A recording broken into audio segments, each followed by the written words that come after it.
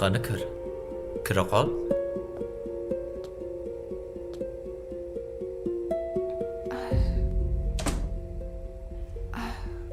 Bu uy kimniki? Nimaga bu yerga keldik? Bu uy meniki. Avval ota-onam bilan shu yerda yashaganmiz. Nimaga bu yerga keldik? Sen menga ishonasanmi? Ha. Lekin men hozir uyga borishim kerak. Sen bilan ko'proq vaqt o'tkazmoqchiman.